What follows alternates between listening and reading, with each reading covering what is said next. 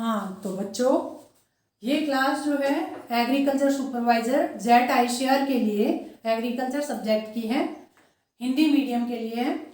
कल तक की क्लास में हमने क्लासिफिकेशन पढ़ा था गाय, भैंस, भेड़, बकरी और ऊंट का। आज हम सूअर और मुर्गी का क्लासिफिकेशन पढ़ेंगे।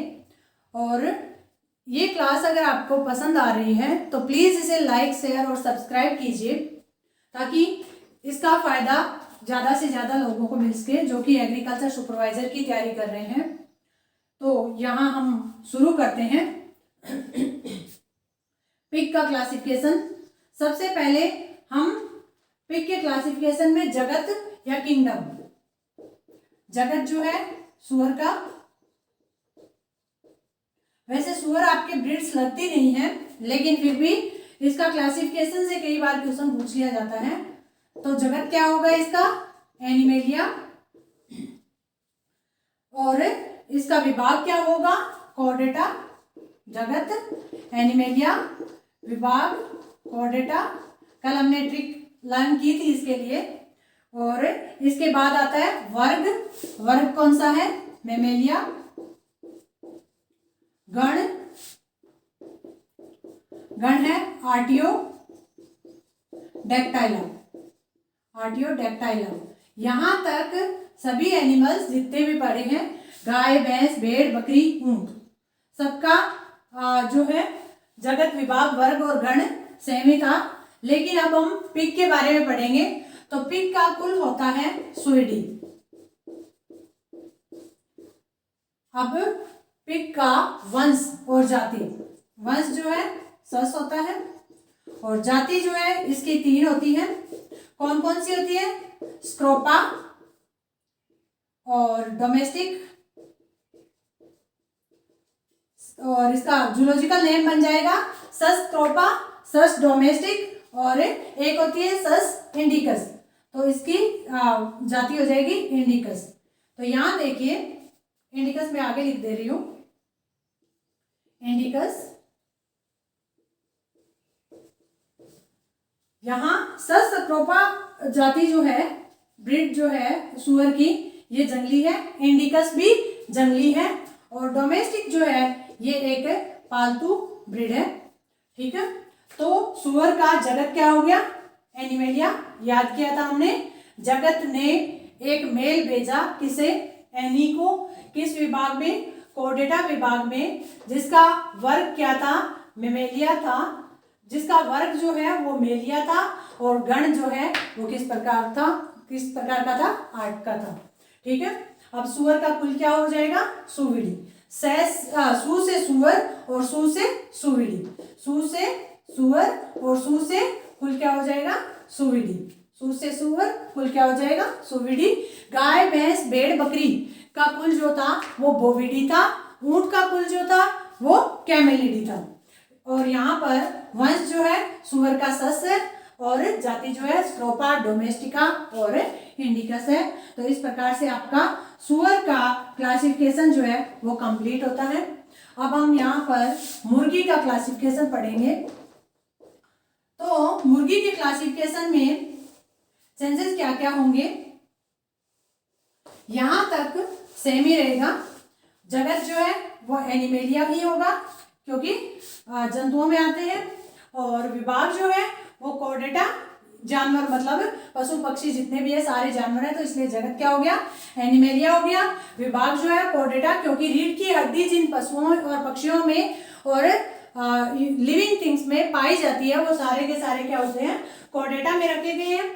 अब पीछे तक वर्ग जो था वो मेमेलिया था। मेमेलिया वो होते हैं जो अपने बच्चों को जन्म देते हैं और उसके बाद इन्हें दूध पिलाकर बड़ा करते हैं, यानी कि बच्चों को जो जन्म देते हैं वो मेमेलिया वर्ग में रखे गए हैं। लेकिन पक्षी जो है वो बच्चों को जन्म ना देकर अंडों को जन्म देते हैं, या मतलब अंडे देते हैं, सॉरी अंडे देते हैं। तो इसलिए एविज इनका वर्ग है। इनका वर्ग क्या है? एविज है। और इनका ऑर्डर जो है वो गलियोफॉर्म्स होगा। ऑर्डर या गण, गण क्या होगा? गलियोफॉर्म्स। गलियोफॉर्म्स होगा। इसका गण गलियोफॉर्म्स होगा।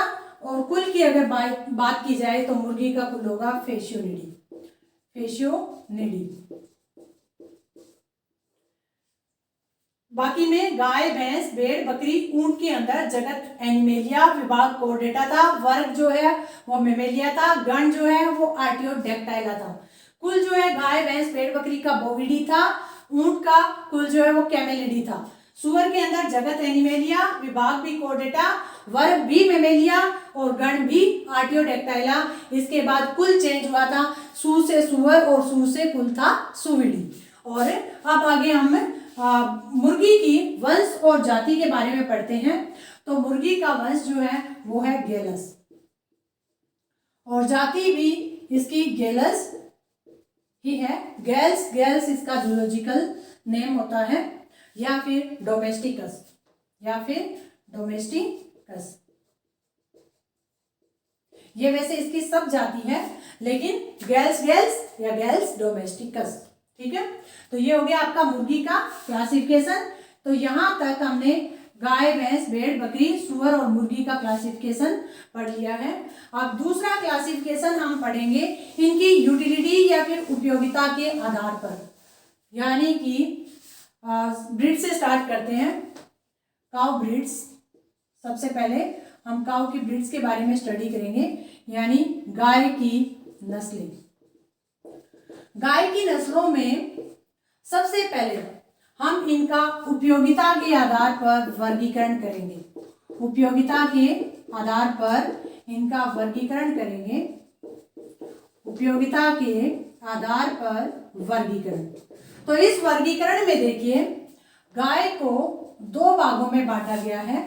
एक तो है देसी गाय और दूसरी है विदेशी गाय। जो हमारे देश का जिनका ओरिजिन प्लेस है वो देसी है, जिनका फॉरेन कंट्रीज यानी विदेश में ओरिजिन प्लेस है, उत्पत्ति स्थान जो है, तो वो गाय कहाँ की है, विदेशी गाय है। देसी गायों को तीन भागों में बांटा गया है।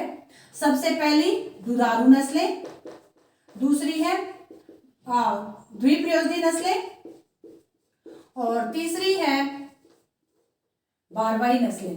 तीसरी कौन सी है, बारवाई नस्लें। विदेशी नस्लों को दो भागों में बांटा गया है। एक तो है दुधारू नस्लें और दूसरी है मांस वाली नस्लें। अब यहाँ पर हम बात करेंगे कि कौन सी दुधारू होती है, कौन सी द्विप्रयोजनी और कौन सी बारवाई नस्लें होती है। दुधारू नस्लें वो होती है जो दूध उत्पादन के लिए पाली जाती है, जिनका दूध उत्पादन जो है वो अच्छा होता है।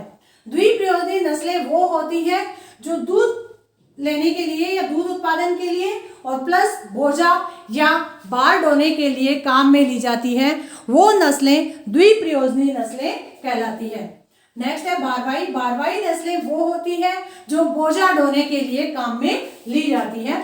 नेक्स्ट है विदेशी। विदेशी के अंदर बोझा ढोने या बार ढोने के लिए कोई भी ब्रीड काम में नहीं ली जाती है। वहां पर मोस्टली यांत्रिक विधि से सारे कार्य किए जाते हैं। लेकिन विदेशी नस्लों में सबसे पहली नस्ल है दुधारू नस्ल, जो कि दूध उत्पादन के लिए पाली जाती है, और दूसरी है मांस वाली नस्ल, जो कि मांस के लिए पाली जाती है। ठीक है, तो अब हम देसी गायों से स्टार्ट करते हैं। देसी गाय जो है उन्हें तीन भागों में बांटा गया है। कौन सी ब्रीड जो है, इसे दुधारू में, द्विप्रयोजनी में और मांस वाली नस्ल बारवाई नस्लों में रखा गया है। तो देसी नस्लों में देखिए फर्स्ट है आपकी दुधारू नस्ल। दुधारू नस्ल जो है, इनके नाम याद कर रहे हैं हम। सबसे पहले चार होती हैं, कौन सी, गिर, राठी, सिंधी और साहिवाल। ट्रिक से याद करेंगे तो ट्रिक होगी गिरा सीसा। गिरा सीसा, गिरा सीसा जो है इसमें गी से गिर, रा से राठी, सी से सिंधी, सा से साहिवाल। गिरा सीसा यानी गिर, राठी, सिंधी, साहिवाल जो है चार नस्लें दुधारू नस्लें हैं। आपके क्वेश्चन आता है निम्न में से कौन सी नस्ल है जो कि दुधारू नस्ल है, तो बाकी तीन को और दे दी जाएगी, जैसे कि मेवाती, मालवी, थारपारकर और राठी। यानी कि ए मेवाती, बी मालवी, सी थारपारकर और डी राठी।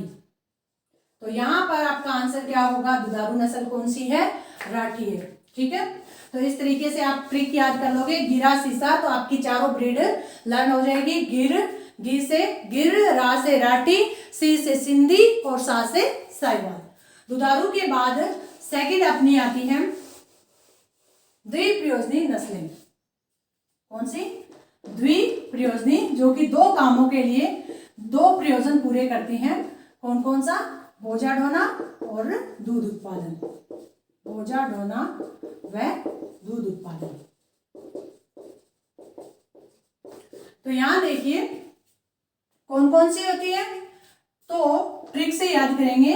दो थार का हरि, दो थार का हरि, दो थार का हरि कृष्ण, दो थार का हरि कृष्ण मेवा दे, मेवा, मेवा दे, नी मासी, नी मासी अंगोल, नी मासी अंगोल देगी पंगा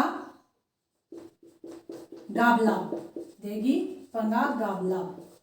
याद हो जाएगी ट्रिक है। दो थार का हरिकृष्ण है, दो थार यानी दो टिल्ले, दो बड़े बड़े थार का मरुस्थल जैसे है उसी से, दो थार का हरिकृष्ण मेवा दे, निमासी अंगोल जो है वो देगी पंगा, तो गाबला। तो यहाँ देखिए दो का मतलब है द्विप्रयोजनी, थार का मतलब है थार पारकर, थार पारकर, का मतलब है काकरेज,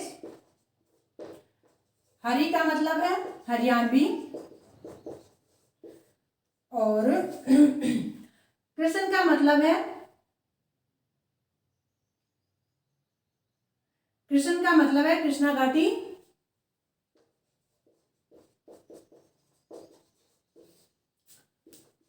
मेवा का मतलब है मेवाती, दे का मतलब है देवनी, नी का मतलब है निमाड़ी, सी का मतलब है सीरी,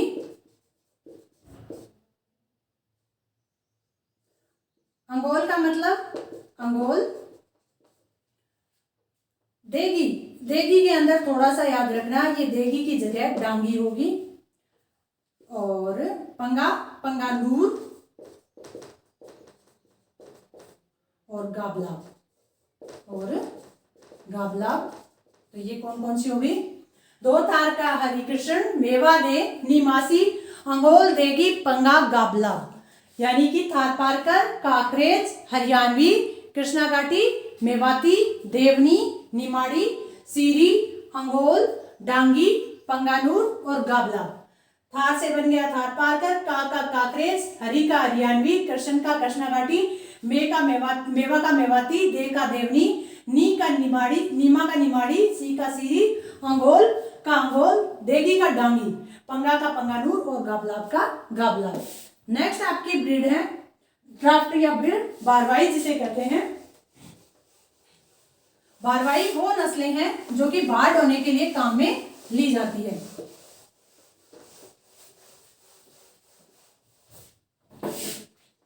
थर्ड टाइप है बारवाई नस्लें।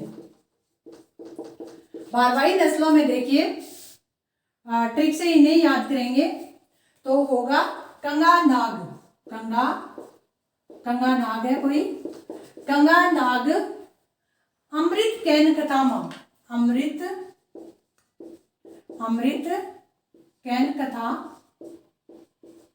कैन कथा माँ, गंगा हाली माँ, गंगा माँ, गंगा होली, गंगा होली, खेली बेचारी पोखरी, खेली बेचारी पोखरी बार। तो कंगा से हो जाएगा कंगायम, ना से हो जाएगा नागोरी, नाग से नागोरी, अमृत से अमृतमहल,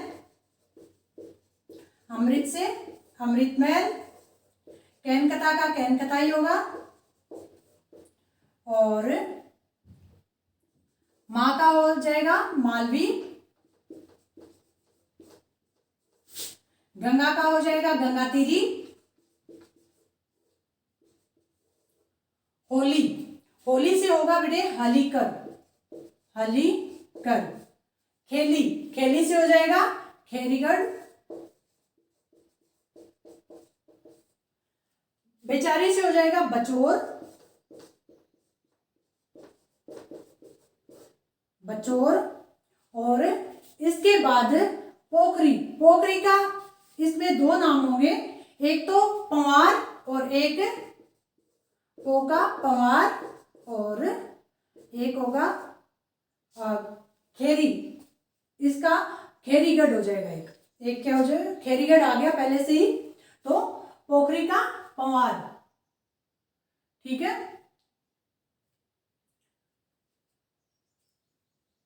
या फिर इसे एक याद कर लो खिलारी, खिलारी नस्ल होती है, जो भी बारवाई होती है, पोखरी खिलारी, और बार का मतलब हो गया बारवाई नस्ली। एक काम कर सकते हो आप, खिलारी को खेली से करेक्ट कर लो, तो ये हो जाएगा खिलारी, यहाँ पर रख देते हैं खिलारी, और ये खेरीगढ़ जो है खैरी, खरी से खेरीगढ़ बन जाएगा, तो ये खेरीगढ़ यहाँ आ जाएगा, ठीक है। तो इजी हो जाएगा थोड़ा सा लर्न करना। तो यहाँ देखिए, गंगा नाग अमृत कैन कथा माँ, गंगा होली खेली बेचारी पोखरी, गंगा से कंगायम, नाग से नागौरी, अमृत से अमृतमहल, कैनकथा का कैनकथा, माँ का मालवी, गंगा का गंगातीरी, होली का हालीकर, खेली का खिलारी, और बेचारी का बचोर, और पोखरी का पै का हो गया पंवार, और खरी का खेरीगढ़, और बार का बारवाई नस्लें। तो इस तरीके से आपकी दुधारू नस्लें जो भी देसी नस्लें जो भी थी वो सारी कंप्लीट हो चुकी हैं। देसी नस्लों को इस तरीके से डिवाइड किया गया है। कल हम विदेशी नस्लों के बारे में स्टडी करेंगे। इन अगर ट्रिक्स को याद कर लोगे तो आप कभी भी नहीं भूलोगे कि कौन सी नस्ल जो है वो दुधारू है, कौन सी द्विप्रयोजनी है और कौन सी बारवाई है। Thank you. आज की क्लास यहीं तक। प्लीज़ इस क्लास को लाइक कीजिए, शेयर कीजिए और सब्सक्राइब कीजिए। Thank you.